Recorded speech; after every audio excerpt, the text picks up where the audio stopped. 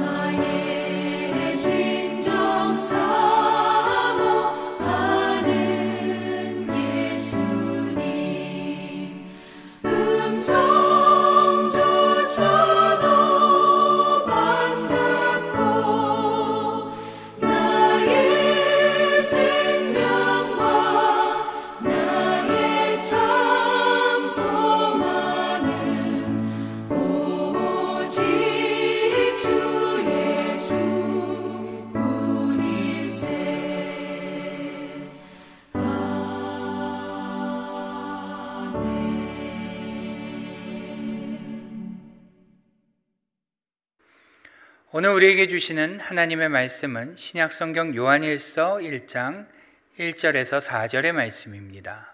요한일서 1장 1절에서 4절의 말씀입니다. 제가 봉독하도록 하겠습니다. 태초부터 있는 생명의 말씀에 관하여는 우리가 들은 바요, 눈으로 본 바요, 자세히 보고 우리의 손으로 만진 바라.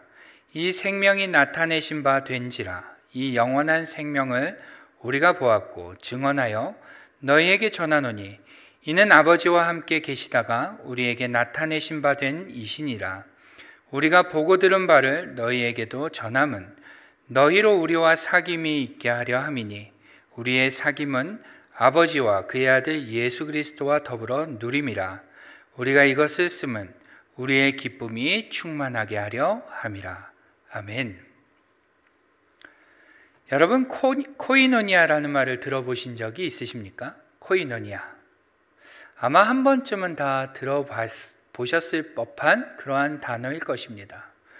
우리가 흔히 코이노니아 하면 서로 교제하고 서로 친교하고 나누는 그러한 행위를 떠올리곤 합니다. 그래서 예배 후에 서로 커피 한 잔을 마시며 이야기를 나누고 또 식탁을 마주하며 이야기하고 우리 저번 주에 했던 것과 같이 야외 예배를 하며 서로 즐거운 게임도 하고 즐거운 시간을 보내며 함께 교제하는 것을 우리는 흔히 코이노니아라고 생각합니다. 그런데 놀랍게도 이 코이노니아라는 말은요, 우리가 알고 있는 것 이상으로 보다 깊고 보다 넓은 의미를 가지고 있는 단어입니다. 그리고 동시에 예수 그리스도와 연결하여 반드시 연결해서 생각해야만 하는, 설명해야만 하는 그러한 단어라는 것입니다. 단순히 친교, 단순히 나눔, 교제, 연합 이러한 의미만이 아니라 예수 그리스도와 연결하여 설명해야지만 코이노니아의 진정한 의미를 설명할 수 있다는 것이죠. 그래서 오늘 저는 여러분과 함께 교회, 코이노니아 공동체라는 제목으로 하나님의 말씀을 좀 나누면서 본문을 통해 코이노니아의 보다 깊은 이해를 좀 가져보고자 합니다. 여러분, 우리가 오늘 요한일서의 말씀을 읽었는데요. 우리가 읽은 이 요한일서의 일서를 뭐라고 부르는지 아십니까? 요한일서? 일반적으로 요한일서, 요한이서, 요한삼서 이것을 모두 묶어서 우리는 요한서신이라고 부릅니다. 요한서신. 그리고 요한서신이라는 말답게 요한복음과 요한계시록 그리고 더불어 이 사도 요한이 쓴 이 요한서신은 모두가 다 사도 요한이 쓴 성경으로 분류가 되고 그 중에서도 우리가 읽은 이 요한일서, 2서, 3서 이것은 요한서신으로 분류가 됩니다. 그런데 오늘 본문을 보시면 조금 이상한 것을 좀 발견할 수 있습니다. 1절을 보시면요, 같이 한번 읽어볼까요? 시작! 태초부터 있는 생명의 말씀에 관하여는 우리가 들은 바요, 눈으로 본 바요, 자세히 보고 우리의 손으로 만진 바라. 아멘. 조금 이상한 것을 발견하셨습니까? 사실 보통 다른 서신들을 보면 어떻게 시작하죠? 보통 인사를 하고 편지를 보내는 당사자가 누구인지, 받는 사람이 누구인지를 기재하는 것이 서신의 기본적인 형태입니다. 가령 옥중서신 중에 하나인 빌립보서를 보시면요, 빌립보서 1장 1, 2절을 보시면요, 이렇게 시작을 합니다. 그리스도 예수의 종 바울과 디모데는 그리스도 예수 안에서 빌립보에 사는 모든 성도와 또한 감독들과 집사들에게 편지하노니 하나님 우리 아버지와 주 예수 그리스도로부터 은혜와 평강이 너희에게 있을지어다. 아멘. 지금 보신 것과 같이 이 서신에는요, 쓰는 사람이 누구인지, 받는 사람이 누구인지 이러한 형식으로 시작하는 것이 대부분입니다. 그런데 오늘 요한이 쓴 이 요한서신은요, 그 중에서도 특별히 이 요한일서는요, 그 시작이 그렇지 않다는 것입니다. 수신자도 없고 발신자도 없습니다. 그리고 인사조차 나오지 않죠. 그러다 보니 종종 이 요한일서의 배경이 불분명하다는 지적을 좀 받게 됩니다.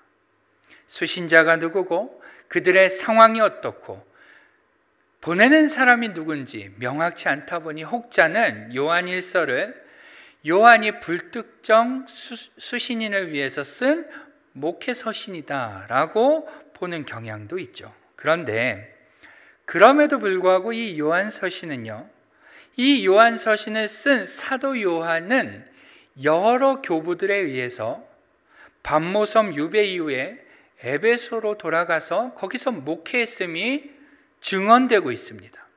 그리고 이러한 사실과 더불어서 이 사도 요한이 쓴 요한계시록에 나오는 소아시아의 7 교회를 향한 메시지와 우리가 보고 있는 요한 1서 그리고 2서 3서에 나오는 메시지가 꽤 많은 부분이 일괄성을 갖는다는 측면에서 이 요한 1서는 불특정 수신인이 아닌 아마도 소아시아에 있는 교회들, 비록 추측이긴 하지만 소아시아에 있는 교회들을 향한 편지였다라고 예상할 수 있다는 것이죠. 그렇다면 왜 요한은 소아시아에 있던 교회들을 향해 편지를 쓰면서도 당시에 일반적인 편지의 형식을 거부하고 바로 본문으로, 마치 오늘 본문을 보시면 매우 다급하게 편지를 써내려가듯 그렇게 편지를 쓰고 있는 것일까요? 사실 그 이유에 대해서는 아마 이 글을 쓴 사도 요한밖에 알 사람이 없을 것입니다. 그러나 이 편지를 받는 수신자들의 정황을 조금 우리가 살펴보면 어느 정도는 유추가 가능할지도 모르겠다라는 생각이 드는데요. 여러분, 요한일서 2장 19절을 보시면 오늘 우리가 읽은 이 요한의 편지를 받는 수신자들의 상황을 유추해 볼 수 있는 대목이 하나 등장하게 됩니다. 우리 한번 2장 19절의 말씀을 같이 한번 읽어보도록 하겠습니다. 시작. 그들이 우리에게서 나갔으나 우리에게 속하지 아니하였나니 만일 우리에게 속하였더라면 우리와 함께 거하였으려니와 그들이 나간 것은 다 우리에게 속하지 아니함을 나타내려 함이니라. 아멘. 그렇습니다. 지금 편지를 받는 교회의 상황은 어떻습니까? 어떤 것처럼 보이시나요? 지금 편지를 받고 있는 교회의 상황은 바로 분열을 경험한 상황입니다. 그들의 교회는 갈라졌고 끝내 한쪽은 교회를 떠난 상황인 것이죠. 여러분, 특히 이민교회에서 이러한 현상을 자주 경험하게 되는데요. 아마 우리 성도님들 중에서도 경험해 보신 분들이 계실 줄로 아는데, 교회가 갈라질 때 성도님들은 어떠한 고통을 겪게 됩니까? 사실 말하기 힘든 고통을 겪게 됩니다. 교회를 오게 되면 시끌시끌하고 뒤에서 수군수군대고 서로가 흑백 논리로 내 편이 아니면 적입니다. 하루아침에 어제의 형제가 배척하고 경계해야 할 대상이 되어버리기도 하죠. 불과 얼마 전까지만 해도 한 형제요 한 자매였는데 한순간에 말도 섞지 말아야 하는 처지가 되어버리곤 합니다. 이쪽과 저쪽 사이에서 갈등하고 있는 사람들에게는 극심한 스트레스가 생깁니다. 서로를 향한 비방과 비난으로 인해서 피폐해지죠. 교회가 갈라진다는 것은 성도들에게 있어서 굉장한 아픔이며 말할 수 없는 고통인 것입니다. 또한 그렇게 해서 설령 한쪽이 교회를 떠난다 한들 남은 자들 역시 깊은 상흔이 남아 그들을 괴롭힐 수밖에 없는 것이 교회의 갈라짐이라는 것입니다. 심지어 단순히 윤리적인 문제나 혹은 행정적인 문제로 교회가 이렇게 나뉘어지는 것이라면 그나마 좀 덜 하겠지만 오늘 본문 요한일서 이 편지를 받는 그들의 교회는 그러한 문제가 아니었습니다. 여러분, 요한일서 2장 22절을 보시면 그들이 나뉘어진 그 계기를 이렇게 이야기하고 있습니다. 거짓말하는 자가 누구냐? 예수께서 그리스도이심을 부인하는 자가 아니냐? 아버지와 아들을 부인하는 그가 적그리스도니. 아멘.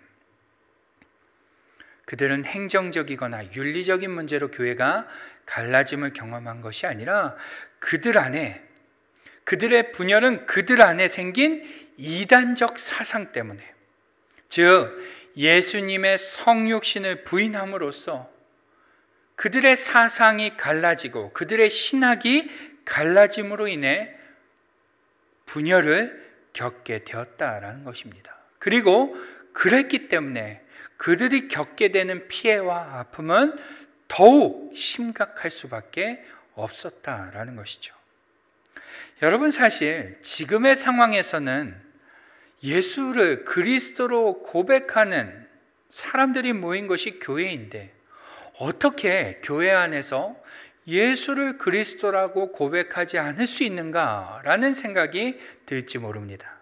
그런데 1세기 혹 2세기만 해도요, 현재와 같은 신학이 자리매김하지 못하고 헬라 사상과 영지주의가 판을 치고 있던 그 강력한 영향력으로 인해서 여러 이단들의 말이 제법 그럴싸하게 들리던 그때에는 교회가 그러한 사상에, 그러한 이야기에 터무니없이 흔들릴 수 있었다라는 것입니다.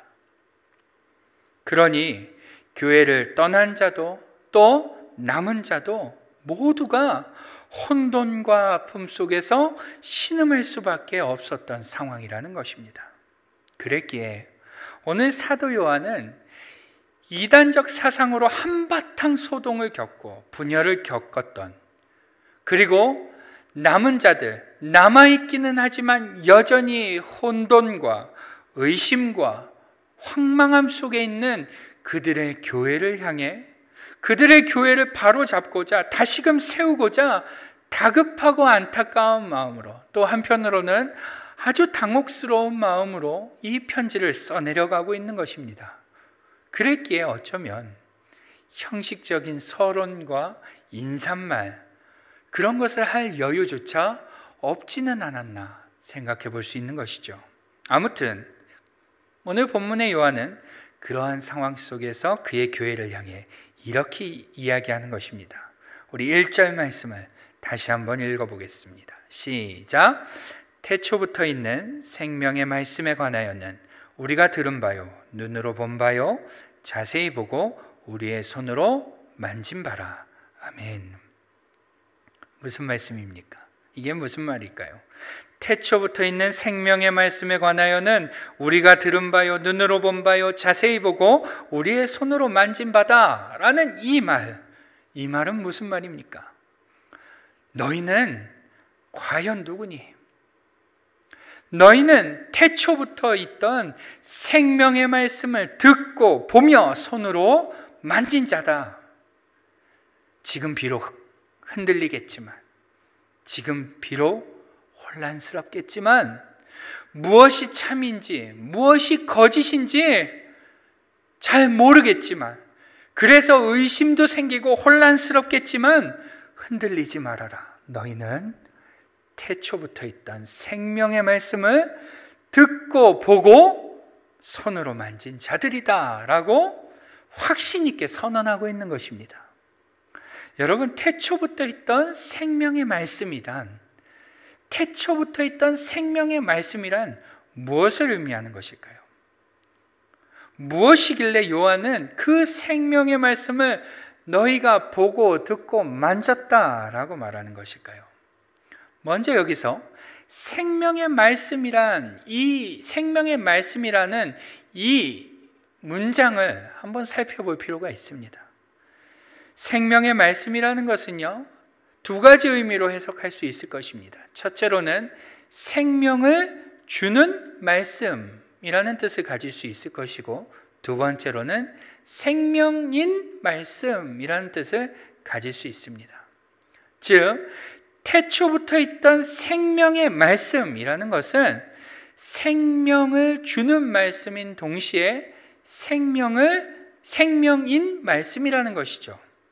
더불어 요한복음 1장 14절의 도움을 받아 이 구절을 해석하면요, 요한복음 1장 14절에는 이렇게 기록이 되어 있습니다. 말씀이 육신이 되어 우리 가운데 거하심에 우리가 그의 영광을 보니 아버지의 독생자의 영광이요 은혜와 진리가 충만하더라. 아멘.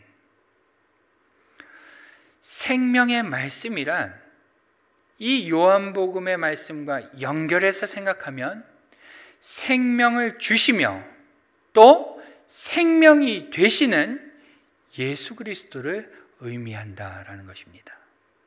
이해가 되시나요? 뭐라고요? 생명을 주시는 또 생명이 되시는 예수 그리스도.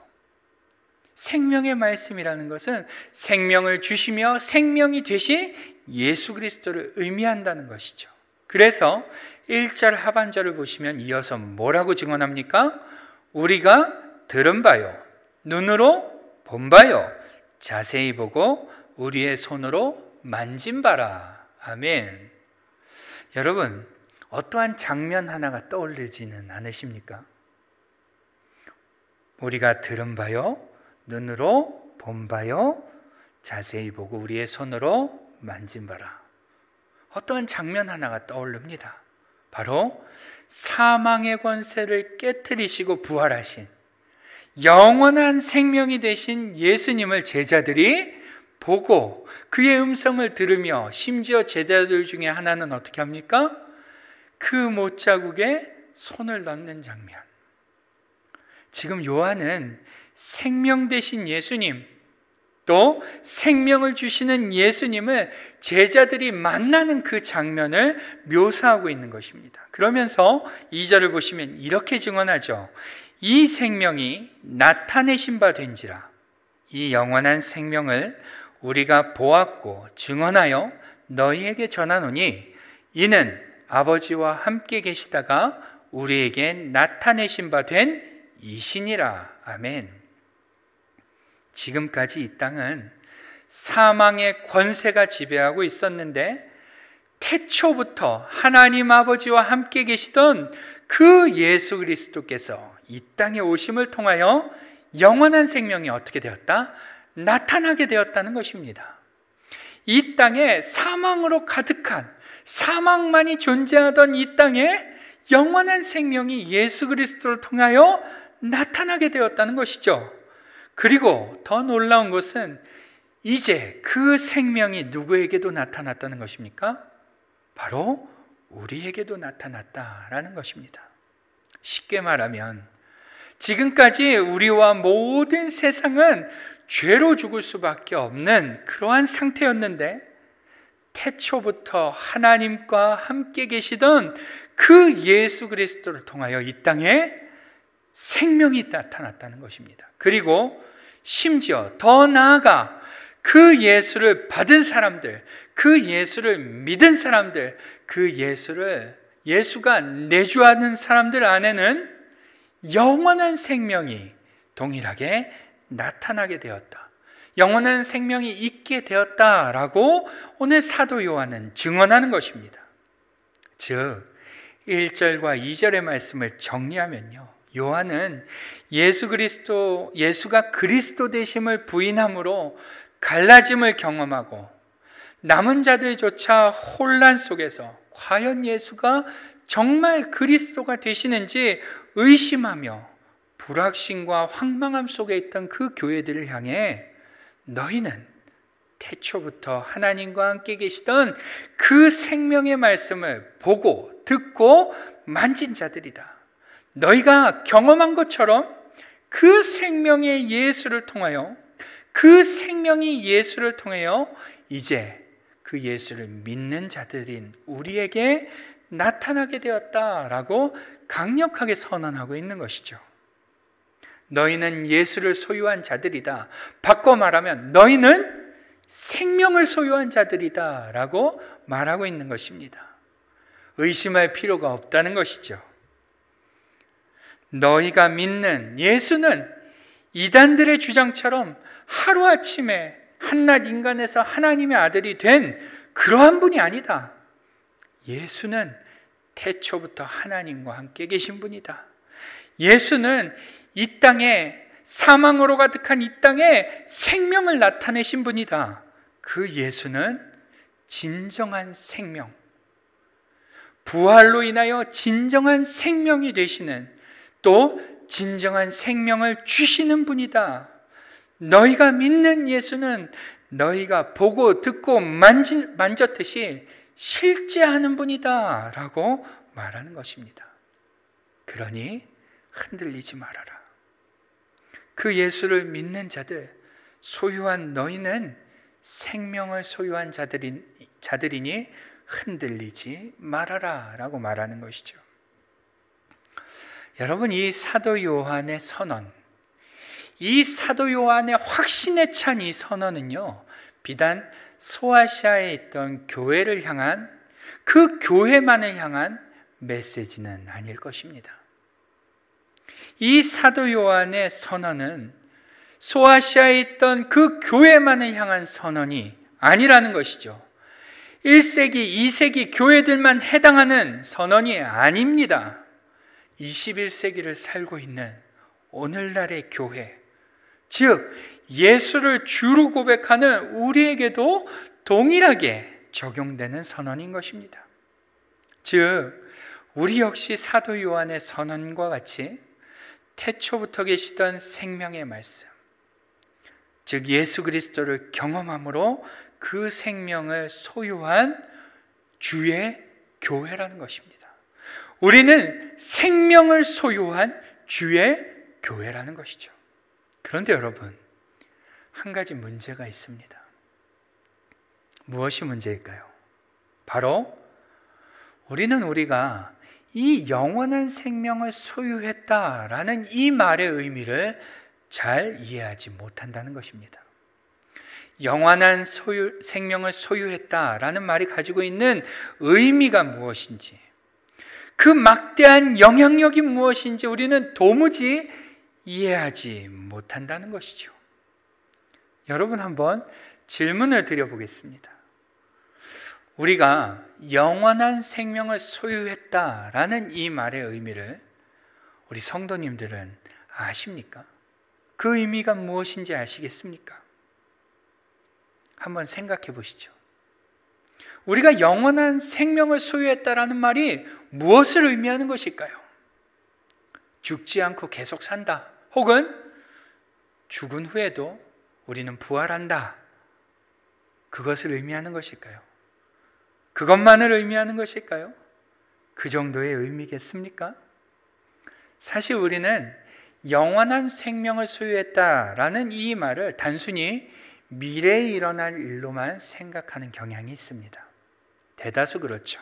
그러다 보니 문제는 우리는 우리의 오늘을 영원한 생명을 소유한 자들처럼 살지 못한다는 것입니다. 먼 미래에 나중에 예수님이 오셔서 일어날 일로만, 혹은 그마저도 생각지 않고 이 영원한 생명을 소유했다라는 말을 이해하지 못하고 알지 못하기 때문에 우리는 우리의 오늘을 영원한 생명을 소유하지 못한 자들과 같이 산다는 것이죠. 오늘 요한이 이 편지를 쓰던 당시에도 그랬습니다. 많은 사람들은 영지주의 사상에 빠져서 영은 선하고 육은 악하기 때문에 육체를 아무렇게나 사용해도 되는 쾌락주의 형태로 드러나기도 하고, 또 반대로 극단적인 금욕주의 형태로 드러나기도 했습니다. 그리스도인들조차 영원한 생명을 소유했다라는 이 말의 의미를 모르다 보니 그들의 하루를, 그들의 오늘을 영원한 생명을 소유한 것처럼 살지 못했다라는 것입니다. 영원한 생명을 소유한 자들이 어떻게 살아야 하는지를 몰랐다라는 것이죠. 마찬가지로 오늘 우리 역시 영원한 생명을 소유한 것이 무엇인지 잘 모르다 보니, 혹은 잘 모르거나 먼 미래에 일어날 일이라고만 생각하다 보니 그 영원한 생명을 소유했음에도 불구하고 그 놀라운 신비가 우리의 오늘의 삶에 어떠한 영향력도 미치지 못하고 있는 것을 보게 된다는 것입니다. 마치 어마어마한 유산을 상속받을 사람임에도 불구하고 그 사실을 모르고 빵 하나를 구걸하기 위해서 얻으러 다니는 그러한 거지와 같이 우리는 우리의 오늘을 살아간다는 것입니다. 여러분, 분명한 것은 영원한 생명을 경험하고 그것을 소유하고 있음을 아는 자들은 그것을 소유하지 못한 자들과 근본적으로 오늘이 다르다는 것입니다.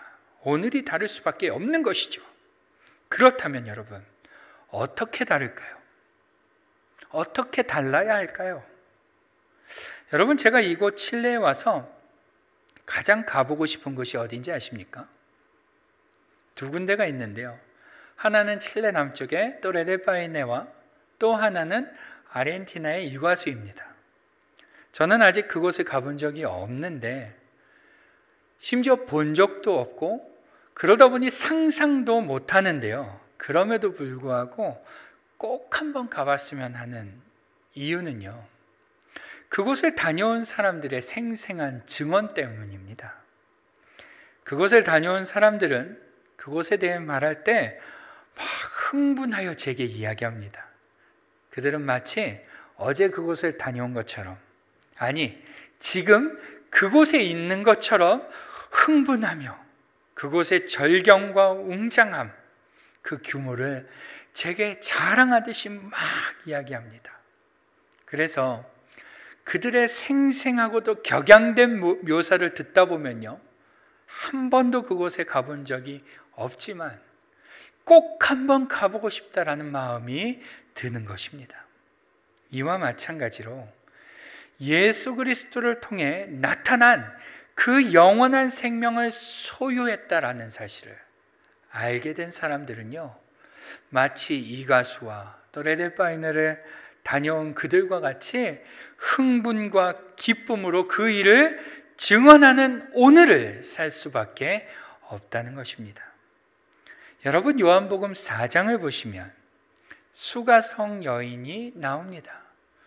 여러분, 그 수가성 여인을 한번 보십시오. 그녀는 인적이 드문 시간에 물을 기르러 나와야 하는 그러한 처지의 여인이었습니다. 그런데 그러한 그 여인이 영원한 생명수가 되신 예수님을 만나고 그분을 보고 그분의 음성을 듣고 그분을 경험하게 되자 어떻게 되죠? 요한복음 4장 28절 29절을 보시면 그 예수님을 경험한 그 여인의 반응이 나옵니다. 제가 한번 읽어보죠. 여자가 물동이를 버려두고 동네로 들어가서 사람들에게 이르되 내가 행한 모든 일을 내게 말한 사람을 와서 보라, 그리스도가 아니냐. 아멘.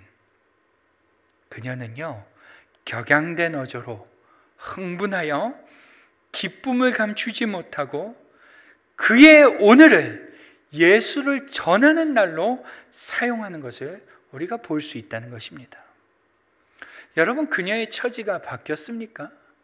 아닙니다. 그녀를 향한 사람들의 인식이 바뀌었나요? 아닙니다. 모든 것이 동일합니다. 그러나 한 가지 바뀐 것이 있습니다. 바로 그녀의 오늘이 바뀌었다는 것입니다. 그녀의 오늘은 기쁨으로 예수를 드러내고 그 자리로 다른 이들을 초청하는 오늘로 바뀐 것이죠. 마찬가지로 오늘 본문 3절을 보시면 사도 요한도 동일하게 반응하는 것을 볼 수 있습니다. 우리 한번 3절 말씀을 같이 한번 읽어보죠. 시작.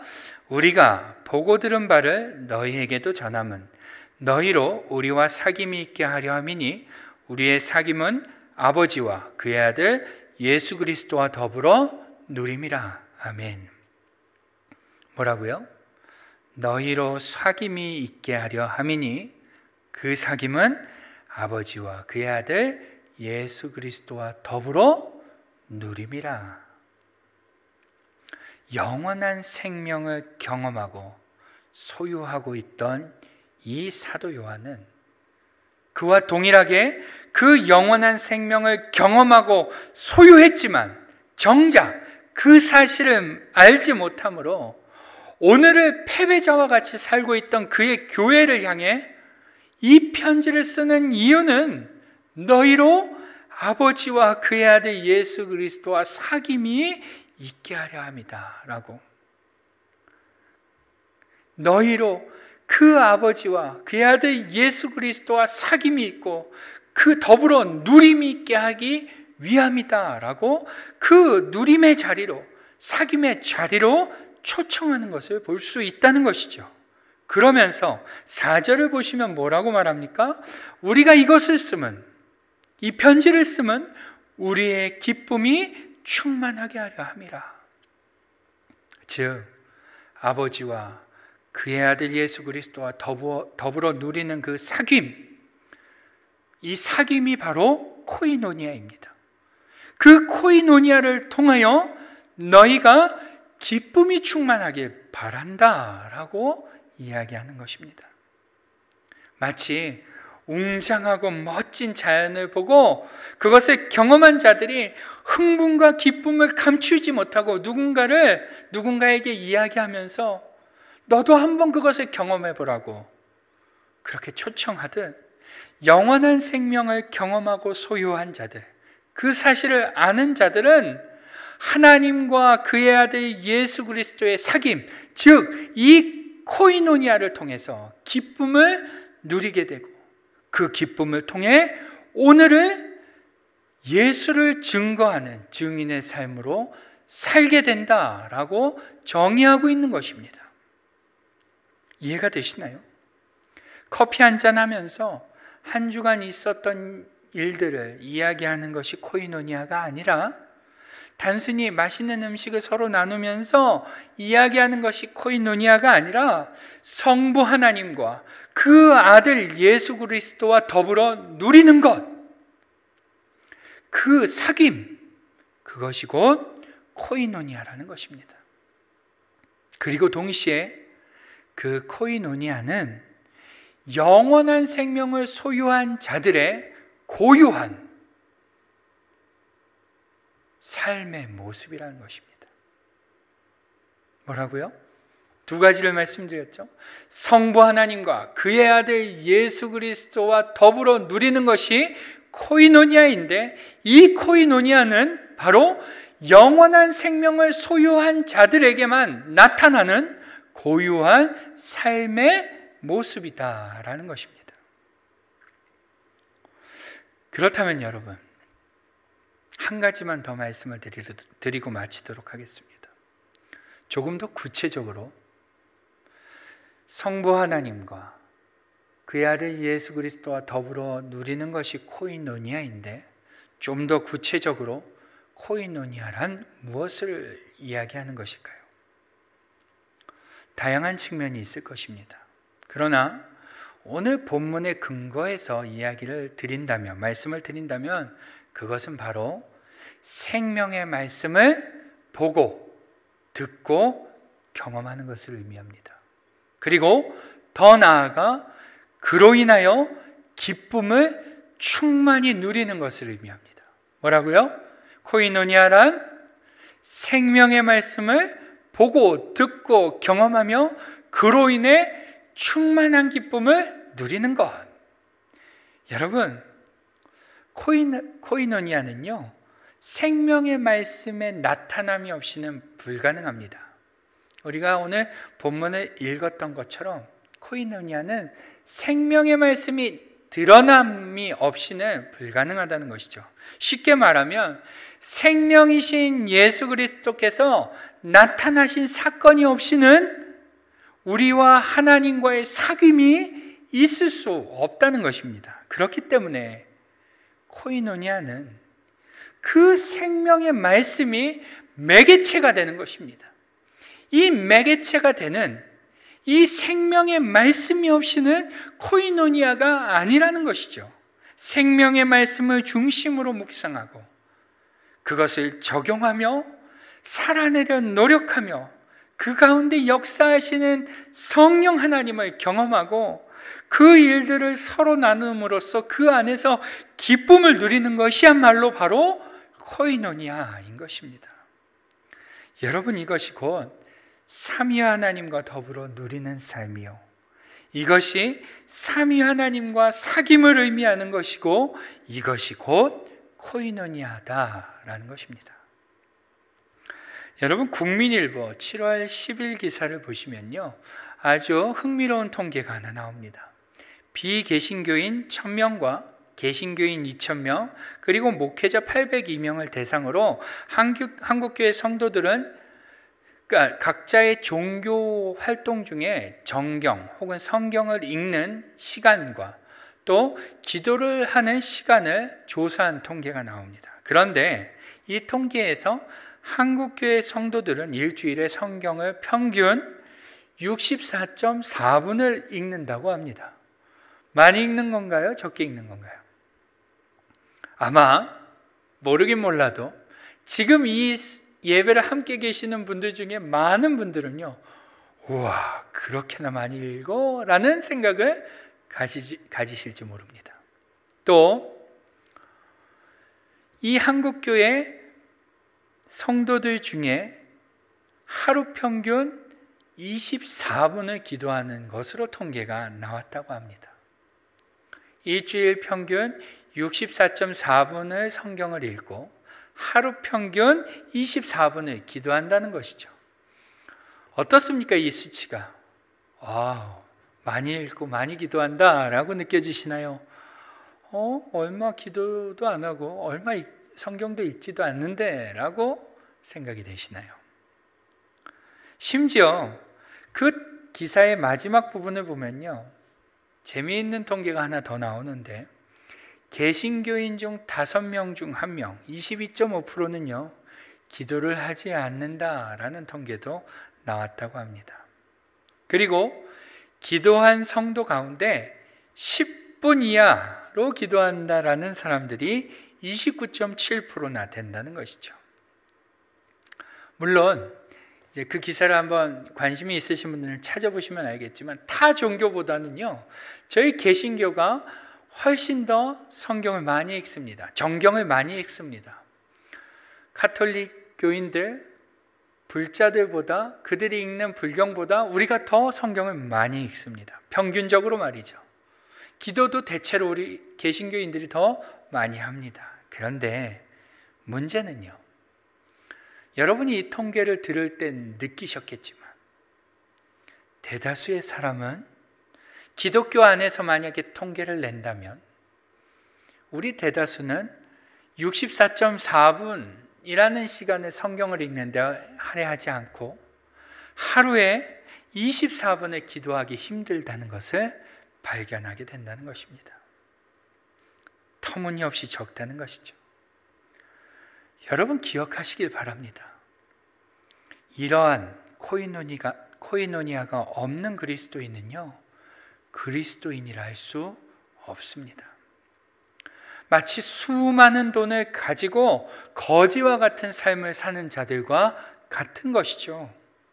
코이노니아가 없는 그리스도인은 영원한 생명을 소유했음에도 불구하고 그 사실을 모르고 있는 것이며 그 풍성함을 누리지 못하는 것이며 그 기쁨을 삶 가운데 만끽하지 못하는 껍데기만 그리스도인인 것입니다.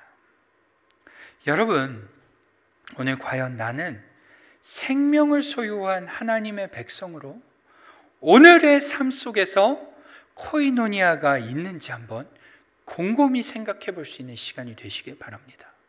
과연 나는 성부 하나님과 그의 아들 예수 그리스도와 더불어 누리는 삶, 생명의 말씀을 보고 듣고 경험하며 그 안에서 기쁨을 누리는 그 코이노니아가 과연 나의 삶 가운데 있는가 한번 돌아볼 수 있기를 바랍니다. 그리고 바라기는 지금부터라도 이 생명의 말씀을 묵상하며 한 절이라도 살아내려 노력하고 그 가운데 도우시는 성령 하나님을 경험하고 그 은혜를 서로 나눔으로써 충만한 기쁨을 누리기를, 나도 한번 그러한 기쁨을 누려보기를 소망하며 믿음으로 결단하는 우리 모두가 될 수 있기를 주님의 이름으로 축원합니다. 아멘. 기도하겠습니다. 우리 이 시간 다 같이 한번 기도할 텐데, 기도할 때 하나님, 오늘 나의 삶에 영원한 생명을 소유한 자다운 그 코이노니아가 우리의 삶에 있게 해달라고. 하나님, 나도 오늘의 삶이 주님과의 교제로 인하여, 사귐으로 인하여 기쁨이 충만한 삶이 되도록 주님 역사해 달라고, 우리의 동기를 일으켜 주시며 우리의 결심을 견고하게 해달라고 우리 같이 한번 통성으로 기도하며 나아가겠습니다. 기도하시겠습니다.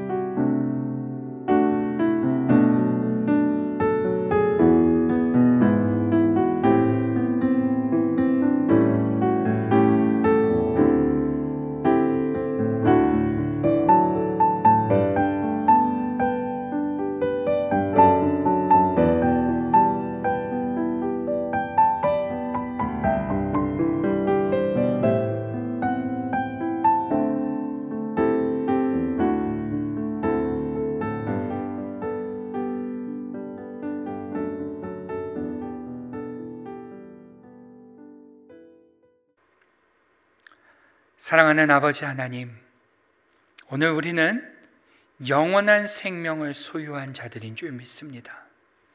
태초부터 하나님과 함께 계신 그 예수 그리스도께서 이 땅에 오심으로 나타난 그 생명이 오늘 예수를 주로 영접함으로 인하여 우리에게도 있는 줄 믿습니다.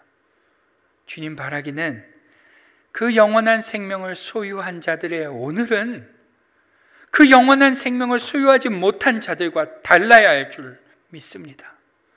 그 영원한 생명을 소유한 자들의 오늘은 주님과의 코이노니아로 가득하여 그 기쁨이 충만해 넘치며 다른 이들로 하여금 그 코이노니아를 경험하고 누리게끔 초청하는 삶인 줄 믿습니다. 하나님, 오늘 우리 안에 이 코이노니아가 있게 하여 주옵소서.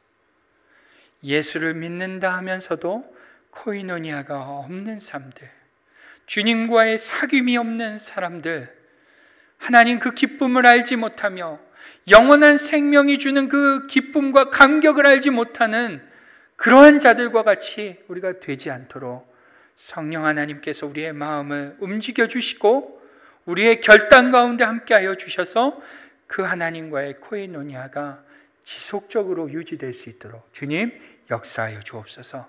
그렇게 일하실 우리 하나님을 찬양하며 우리 주 예수님의 이름으로 기도드립니다. 아멘. 이 시간 다 함께 찬송가 200장으로 하나님께 영광을 돌리겠습니다.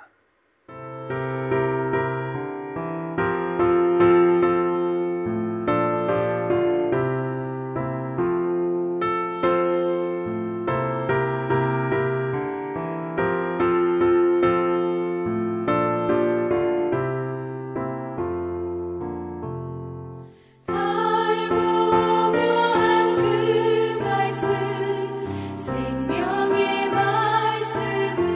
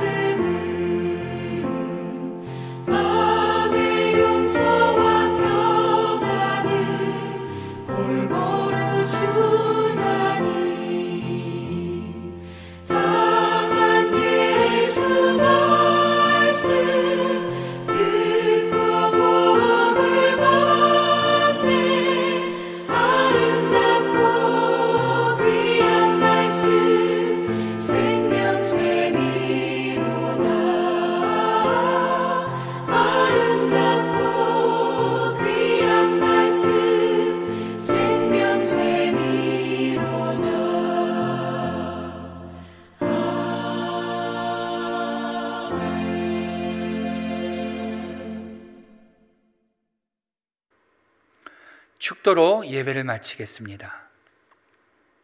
지금은 우리의 구주가 되시는 예수 그리스도의 은혜와 아버지 하나님의 크고 위대하신 사랑하심과 성령님의 감화 감동 내주 교통 역사하심이 오늘도 주님과의 코이노니아를 기대하며 갈망하며 소망하며 결단하며 돌아가는 우리 사랑하는 연합교회 모든 성도님들의 머리 위에, 저들의 직장과 가정과 자녀들의 머리 위에 지금부터 영원토록 함께 계시기를 간절히 축원하옵나이다.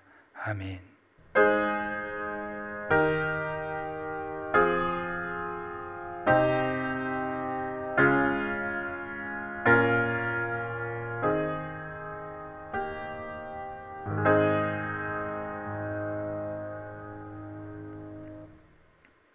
예배를 마쳤습니다. 남은 한 주도 주 안에서 평안하시며 매일매일을 주님과의 코이노니아로 가득하기를 주님의 이름으로 축원합니다. 아멘.